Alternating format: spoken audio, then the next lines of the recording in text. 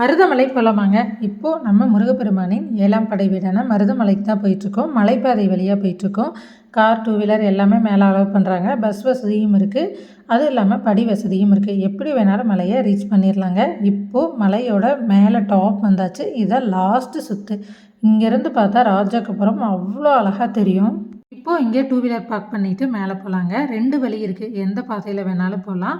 நான் ராஜகோபுரம் வழியாக போயிட்டேன். மேலேருந்து பார்த்தா வியூ பாயிண்ட் இப்படி தாங்க இருக்கும். ரொம்ப சூப்பராக இருக்கும். கோயம்புத்தூர் குட்டி குட்டியாக அழகாக தெரியும். நல்ல மேகமூட்டமாக தெரியுது. இதான் ராஜகோபுரம் என்ட்ரன்ஸ். கோயிலுக்குள்ளே போகிறது. கோயிலில் நிறைய வேலைகள்லாம் செஞ்சிட்ருக்காங்கங்க.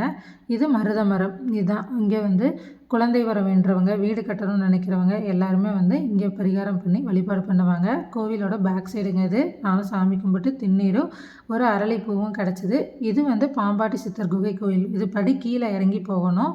லைக் பண்ணி சப்ஸ்கிரைப் பண்ணிடுங்க. ரொம்ப நன்றி.